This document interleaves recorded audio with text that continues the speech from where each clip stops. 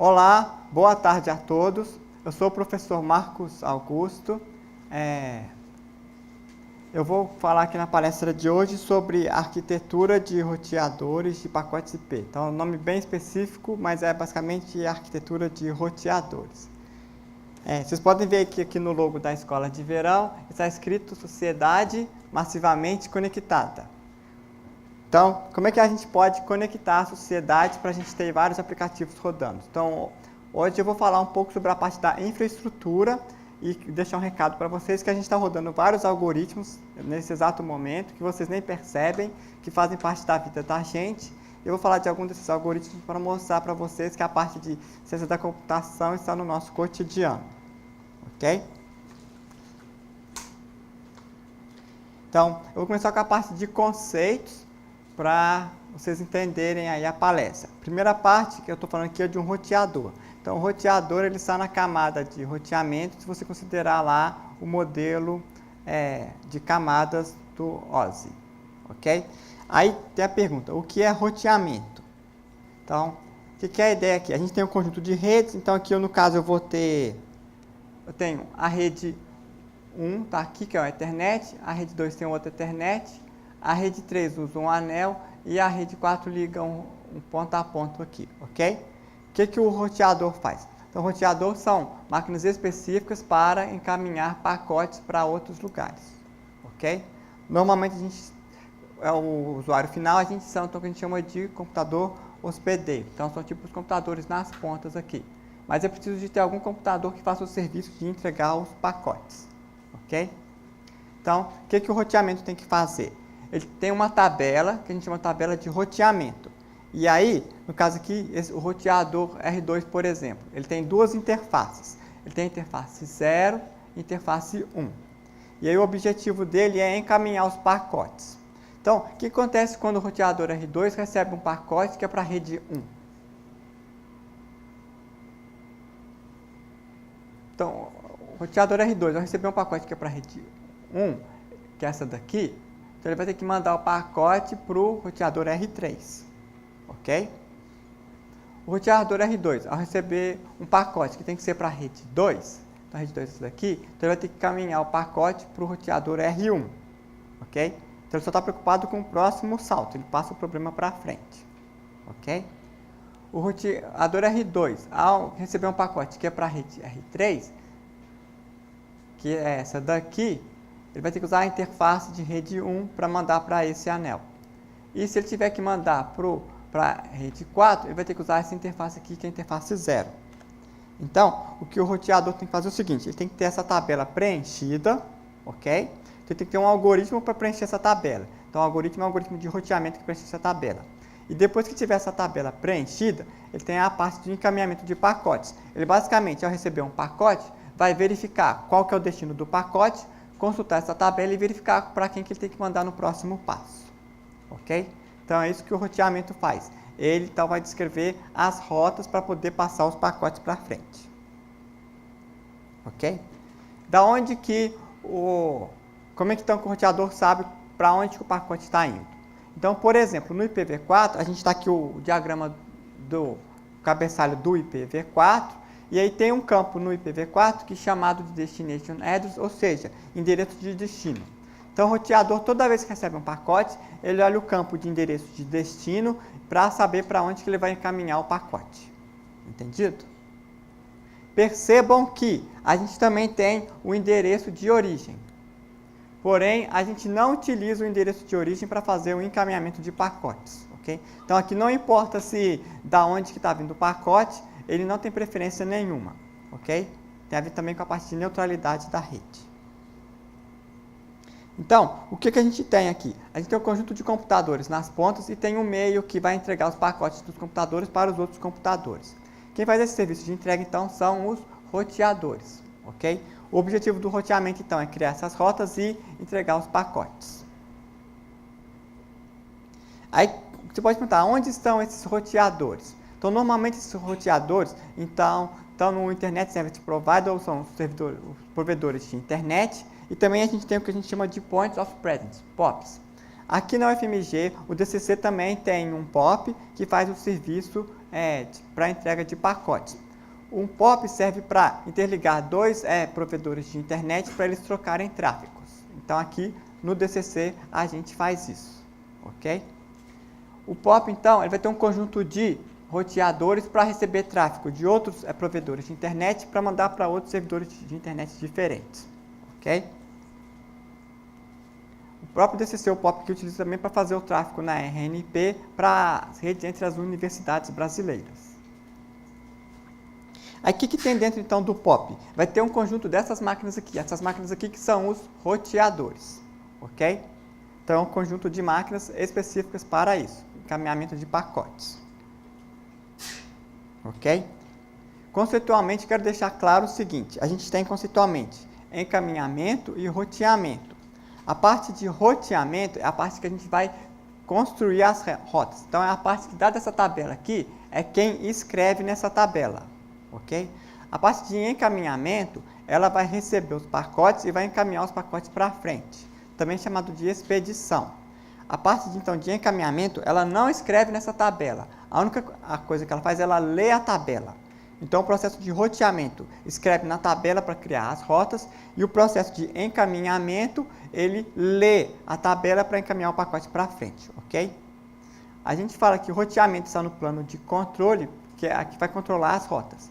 E o encaminhamento fica no plano de dados, que ele lida com receber dados e caminhar para frente, ok? Então, conceitualmente, são dois conceitos distintos, ok?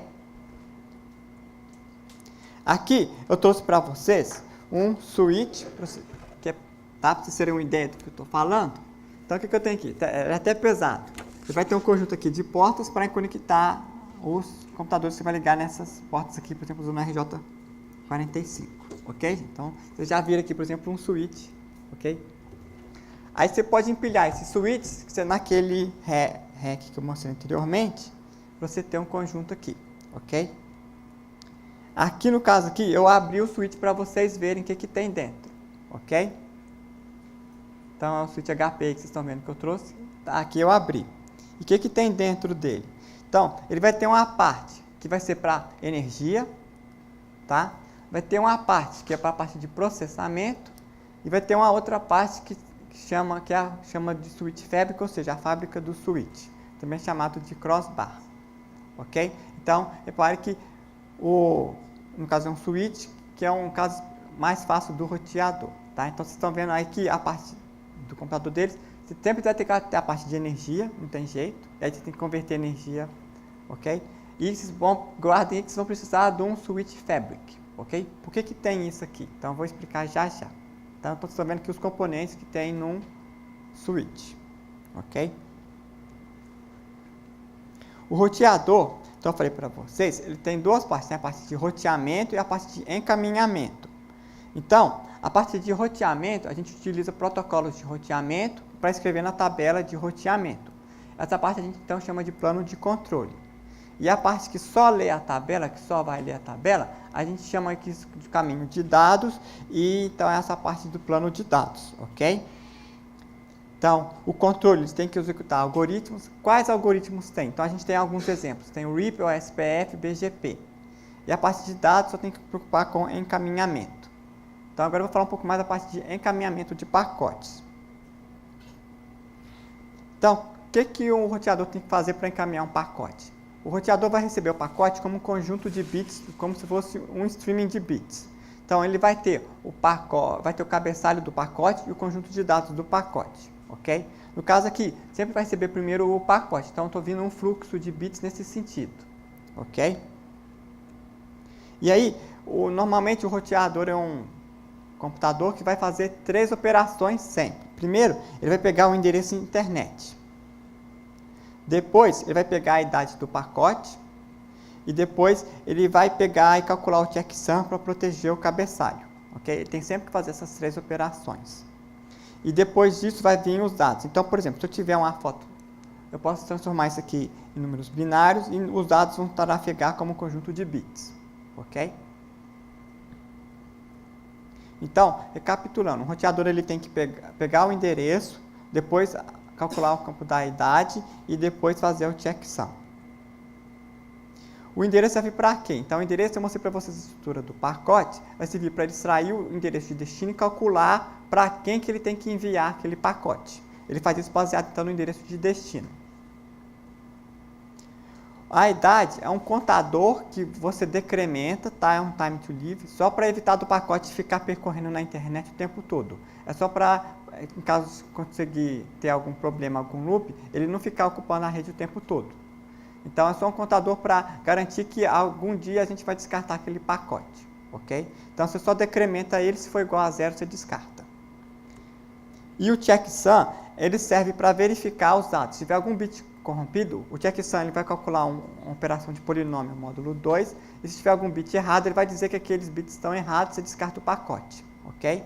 Esse detalhe aqui, importante, que é no IPv4. Como todo pacote precisava fazer isso, no IPv6 eles descartaram o checksum, ok? Então esse detalhe aqui é do IPv4, não é do IPv6. O IPv6 vai deixar que a camada de cima de transporte cuide dessa parte de erros da mensagem, ok? Também tem o checksum lá do TCP, ok? E na camada de enlace também tem um checksum. Então eles acharam desnecessário continuar com esse custo computacional para todo o pacote aqui, então foi desabilitado. Tá? Então a primeira parte é procurar um endereço. Então o que acontece? A gente vai receber um pacote, a gente olha no campo de destino qual que é o endereço. E aí a gente tem que casar o campo de destino com aquela tabela. Ok? Porém, na camada de roteamento não é tão simples, porque a gente permite ter endereços hierárquicos, ou seja, a gente permite agrupar endereços. E a gente utiliza isso utilizando o asterisco. Então, o que o roteador tem que fazer? Ele vai ter um conjunto de máscaras de redes, no qual ele vai ter que determinar qual que aquele endereço casa. Só que ele pode casar com mais de máscara de rede. Então, aqui no caso, eu tenho todos os possíveis endereços de redes. No IPv4 eu tenho 32 bits, então eu tenho até 2 elevado a 32 a menos 1, considerando que tem o 0 aqui também. Casos de endereços que eu posso ter para o IP, ok? A rede a gente não nomeia com o IP, só o número IP de 32 bits, a gente também tem que dizer a máscara dele. Então, por exemplo, o /8 aqui está dizendo que eu considero os 8 primeiros bits de agregação do número IP, ok? Então, no caso aqui, cada linha aqui é um conjunto de IPs, então serve para a gente agrupar endereços, ok, gente? Aí repare que, se chegar um pacote para o endereço 128.9.16.14, ele vai casar com mais de um subconjunto de endereços, ok? Então, no caso aqui, ele pode casar com esse endereço, essa barra aqui, 128.9 de 16 bits, e vai casar com 128.9 de 16 com 21 bits, ok?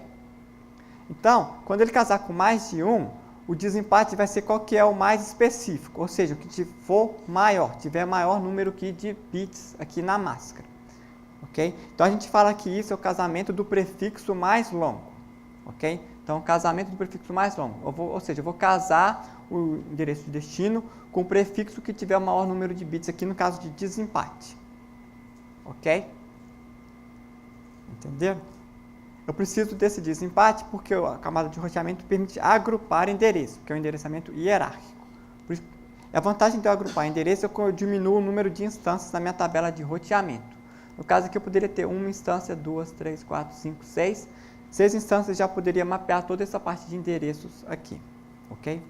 Então, o importante aqui nesse slide é que para procurar um endereço, a gente precisa fazer o cálculo do prefixo mais longo, ok? Na tabela de roteamento. Aí você pode me perguntar, como é que a gente faz isso de forma eficiente? Então, a gente pode fazer em hardware ou em software. Em hardware, já existe um hardware especializado para fazer isso. O hardware que faz o casamento do prefixo mais longo de forma eficiente, a gente chama de TCAM, ok? Só que TCAM não veio na parte de rede, também tem a parte de arquitetura de computadores. Então, é um modelo de memória. Então, você já deve estar familiarizado com o modelo de memória que chamamos de RAM. RAM é normalmente o que a gente utiliza em arquitetura de computadores. Como é que funciona a memória? A gente dá a linha do endereço, então no caso aqui eu poderia te dar qual a linha do endereço e você pega o conteúdo. Assim funciona a memória RAM. Você me dá o conteúdo que está na linha 3, ou no conteúdo que está na linha 5, por exemplo. Ok? A TCAM já vai utilizar um outro modelo diferente. Ela significa Ternary Content Addressable Memory. Então, memória é endereçável por conteúdo. O que é a ideia dela? A ideia dela é que você não vai entrar com qual linha você quer e te dar o conteúdo da linha. Aqui o paradigma é diferente. Ela vai te dar, você vai entrar com uma chave, que é o conteúdo que você quer. Por exemplo, quando a gente quer olhar no dicionário, a gente não chega no dicionário e vai olhando. Dicionário, me dá o que tem na linha 1, linha 2, linha 3, linha 4. Chega no dicionário e pergunta lá, qual o significado, por exemplo, da palavra roteamento. Então, você dá uma chave, que é a palavra roteamento.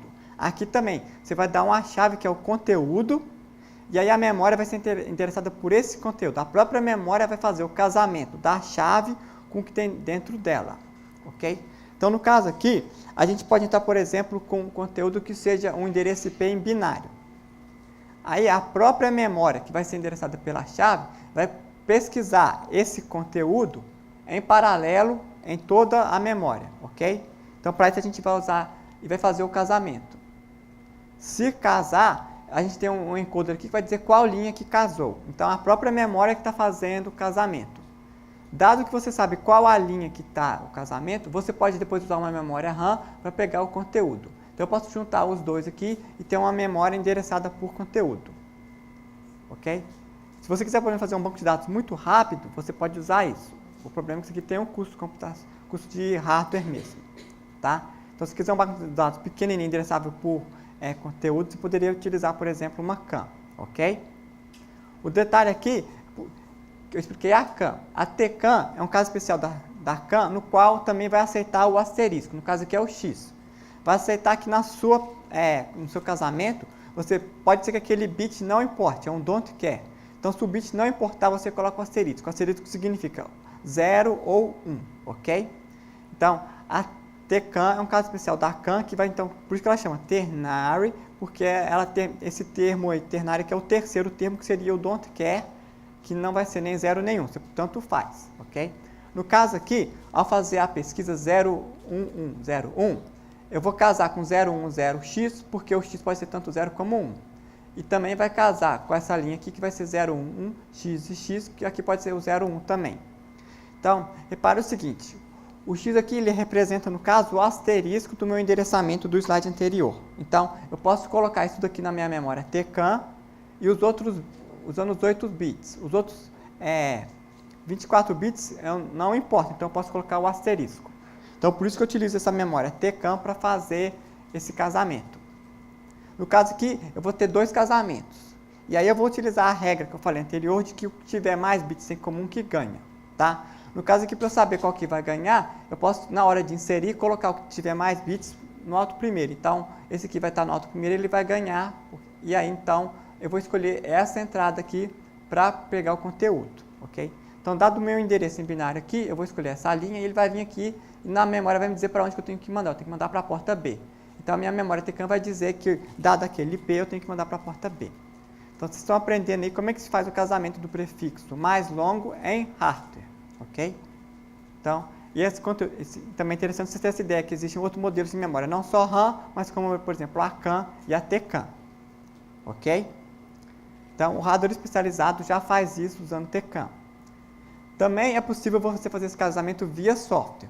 Então, hoje em dia a gente tem, por exemplo, o OpenVSwitch, que é um roteamento via software que a gente tem em data center, que você põe em máquinas virtuais, e ele também vai fazer esse casamento. No caso, ele não vai usar a TCAN, ele vai usar um algoritmo de software. No caso, ele vai usar, por exemplo, uma try. Eles utilizam a try e try em paralelo, ok? Então, por isso que é importante vocês estudarem a estrutura de dados que estão utilizando essas estruturas de dados para fazer a importante computação para outras áreas.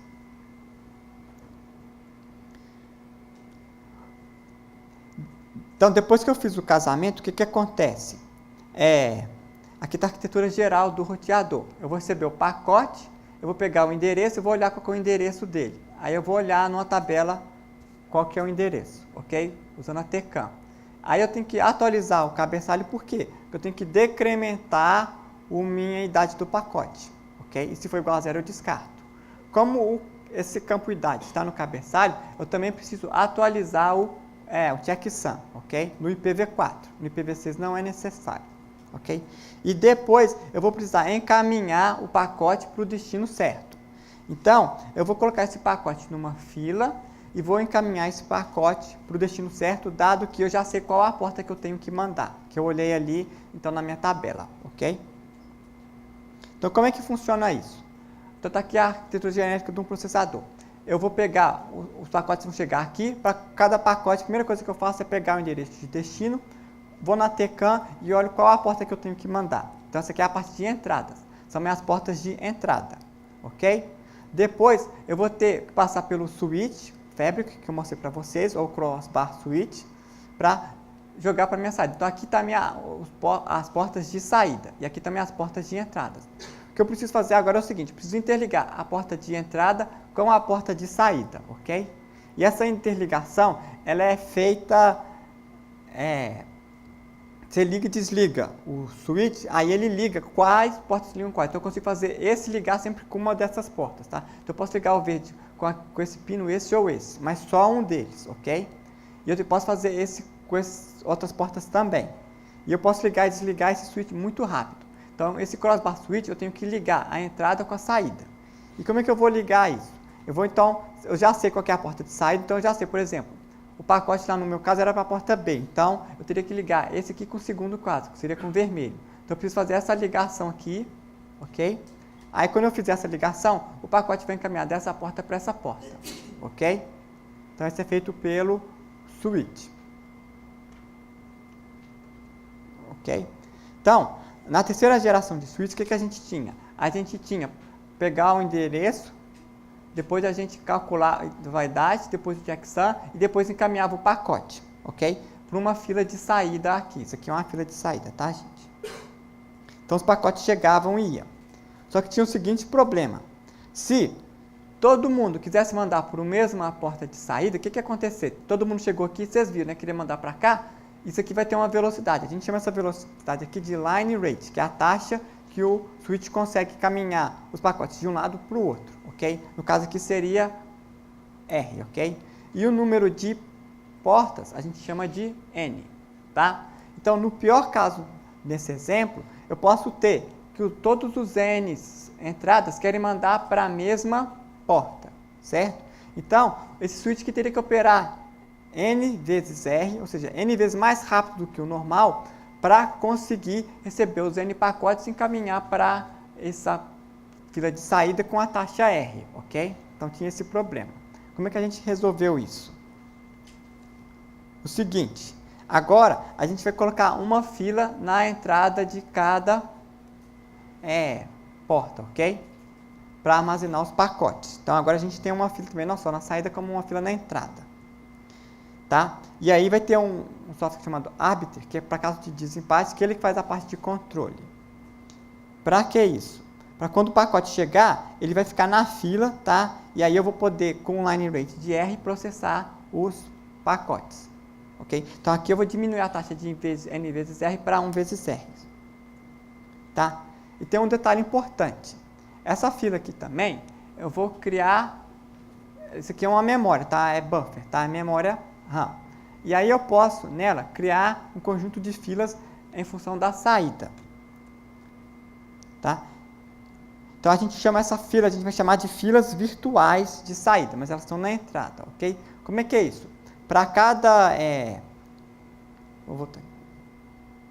Aqui tem uma fila, tem uma memória. Então aqui eu vou construir um conjunto de filas. Então, vou construir um conjunto de filas. Na verdade, se eu tiver N saídas, eu vou ter N filas, ok? Então, por exemplo, aqui, eu teria 3 saídas, vermelho, preto e verde. Eu vou construir 3 filas aqui, ok? Por que disso? Porque se todo mundo quiser mandar para a mesma saída, por exemplo, no caso aqui é a cor, então no caso que todo mundo quer mandar para o vermelho. Eu quero mandar para o vermelho, quer mandar para o vermelho, quer mandar para o vermelho.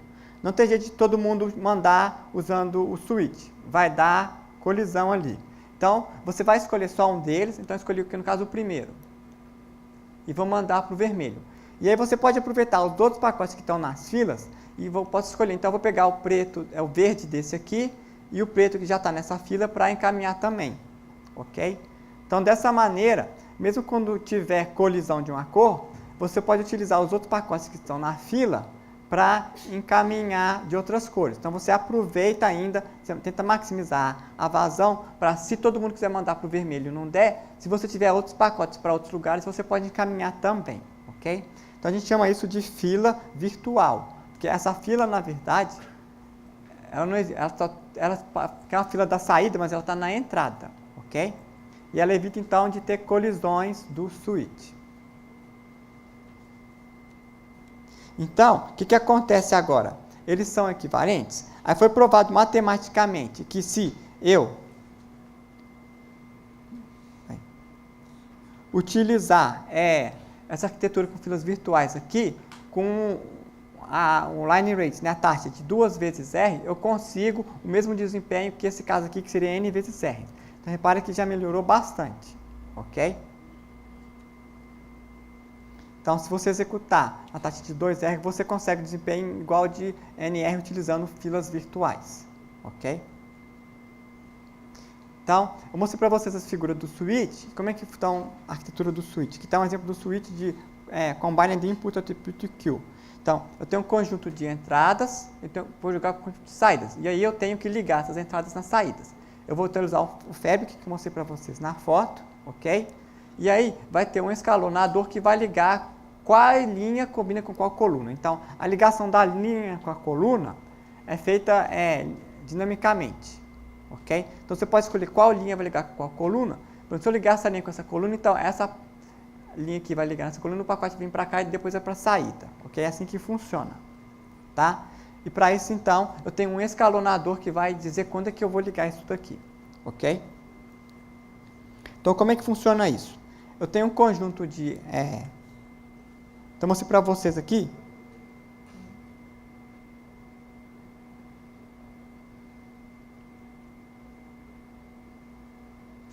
Que eu tenho um conjunto de entradas para um conjunto de saídas e tenho que ligar isso, tá? Então, como é que a gente pode modelar esse problema? A gente pode modelar esse problema para um problema de grafos. No caso aqui, eu tenho um grafo bipartido, tenho entradas e saídas, ok? E aí, no caso, eu quero ligar, escolher as arestas do meu grafo, ok? Então, vamos lá. Então, agora, eu tenho entradas e saídas, quero interligar o meu grafo, ok? Então, a gente pode colocar as portas de entrada como se fossem nós, as portas de saída como se fossem outros nós. E as arestas que eu posso ligar, que eu tenho um pacote na fila, eu posso ligar aqui. Se eu tiver um pacote da cor vermelha e da cor preta, eu posso ligar a cor vermelha é esse, cor preta é esse. Então, eu ligo aqui quais são os pacotes que eu tenho para fazer as ligações. Então, o problema que eu tenho agora, eu tenho um grafo bipartido e eu vou querer escolher um conjunto de arestas, certo? Para poder transferir os pacotes de cá para cá. Porém, eu tenho a restrição que cada porta só pode receber um pacote, senão dá colisão. Então, eu vou querer o maior conjunto de arestas, no quais não vai, cada aresta só vai utilizar um único nó, ok, gente? Então, esse problema é chamado do Maximum Weight Matching, ou seja, um problema do matching, ok? Aí você tem o caso simples, sem o peso, mas você pode também colocar o peso aqui se quiser dar prioridade de um pacote que tiver muito tempo na fila, ok?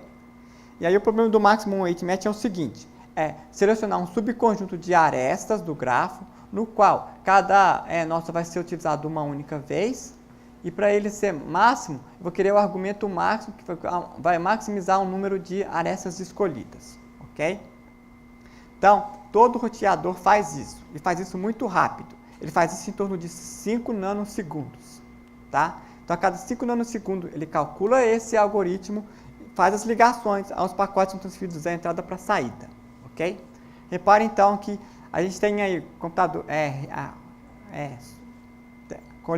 operando aí roteadores na faixa de gigahertz, tá? Então, repare que a gente está todos milissegundos computando isso daqui. Então, a gente está executando vários algoritmos aí que a gente nem tem noção que a gente estava executando na nossa vida, ok? Vocês sabem como resolver o Maximum Weight Matching? Estão lembrados? Então, esse é outro aspecto importante. Por isso que é importante estudar algoritmos, viu? Estudem algoritmos. Vocês podem precisar, nem sabem como. Estou dando uma aula aqui de redes e estou precisando de algoritmos, certo? Então, o Maximum Weight Match, uma maneira fácil de resolver é o seguinte: você coloca um nó solvedor numa ponta e coloca um nó destino na outra. E você resolve utilizando o fluxo de rede, Network Flow. Aí o que ele vai fazer? Cada fluxo aqui tem uma capacidade, ele vai escolher os fluxos que vão ser as arestas, então, que vão transmitir o fluxo daqui para cá. Então, na verdade, eu estou utilizando um problema de fluxo de rede para resolver o Maximum Weight Matching, para resolver um problema de rede de novo. Viu que interessante? Ok, gente? Então, a dica aqui é que a gente tem vários algoritmos rodando em rede. Eu mostrei para vocês aí do TCAM e aqui o Maximum Weight Matching. A gente está executando toda hora para resolver problemas de rede, ok? Um detalhe importante é que o ótimo do Maximum Weight Matching, ele é O de N ao cubo. Isso é muito devagar para as redes. Então, eles acabam utilizando um algoritmo guloso, que é O de N elevado a 2,5. Repare que o grau do polinômio importa. Então, a gente nem entra em questões de NP ou P não, só o grau do polinômio aqui já está importando. Então, eles utilizam geralmente o polinômio guloso, que é N elevado a 2,5, porque eles têm que ser muito rápido para resolver esse problema, ok? Então, às vezes, nem sempre a solução ótima também vai ser bom, porque tem essa questão da restrição de tempo, tá? Então, eu falei para vocês que a arquitetura do roteador tem o plano de controle, que é para você escrever na tabela, e tem o plano de dados para você ler, ok? E aí o roteador faz isso e passa então os pacotes para a camada de enlace. Então, isso aqui é a arquitetura genérica de um roteador, ok? Então, na palestra de hoje eu espero que vocês tenham aprendido os seguintes conceitos. Eu espero que vocês tenham aprendido a arquitetura geral de um roteador, ok? Então, inicialmente na internet, o roteador ele era apenas um computador simples. Porém, como a gente quer algo especializado, quer fazer a comutação de pacotes, eles ficam cada vez mais especializados. Então, eu mostrei aqui alguns algoritmos especializados para isso, e foram feitos depois o que? Hardware específicos para isso, para a gente conseguir aumentar a taxa de vazão aí da internet. Ok? Espero que vocês tenham aprendido o conceito então de roteamento e encaminhamento, são dois conceitos distintos, tá? Isso aqui cai no pós-comp, quem for fazer pós-graduação, viu, gente? Tá? Isso cai lá. Falei para vocês o casamento do maior prefixo, tá? E como é que a gente então pode fazer o casamento do maior prefixo de forma eficiente? Falei para vocês então da TCAM. Então vocês aprenderam um pouco mais de algoritmos específicos, utilizados também na parte de hardware, para fazer o casamento mais longo. E também é um outro paradigma de memória. Vocês aprendem a memória RAM, mas também tem a memória CAN e a memória TCAM, ok? Passei para vocês o conceito então de porta virtual, para vocês entenderem aí que quando tiver mais de um pacote querendo mandar para o mesmo lugar, como é que a gente resolve esse conflito? Deixa um esperando, põe na fila virtual. E mostrei para vocês que a gente está utilizando aí o algoritmo do Network Flow para calcular o Maximum Weight Matching, para calcular o próprio roteamento de redes. Então, quando vocês mandam uma mensagem aí no WhatsApp, gente, a gente está executando vários algoritmos, tá? Desde do corretor ortográfico, passando por vários protocolos de redes, TCP, aí tem a parte do IP, tá? Tem a parte no switch para executar algoritmos que vocês nem sabiam que existiam. Então, lembrando aqui da palestra do Omar, agora vocês já sabem que existe essa parte aqui de redes que também utiliza algoritmos. Então, algoritmos estão por todas as partes. Fica a dica aí para estudar os algoritmos, ok, gente? Então, percebam isso. Eu sugiro a vocês, então, a estudarem essa parte de algoritmo fortemente. Estudem também para o pós-comp. Depois, quem quiser fazer pós-graduação aqui do DCC, pode até mandar um e-mail para mim conversar, tá? Que a gente aqui quer os melhores alunos, ok? Para potencial de fazer os melhores trabalhos de pesquisa. Espero aí, então, que vocês tenham pelo menos aprendido esses conceitos. Muito obrigado.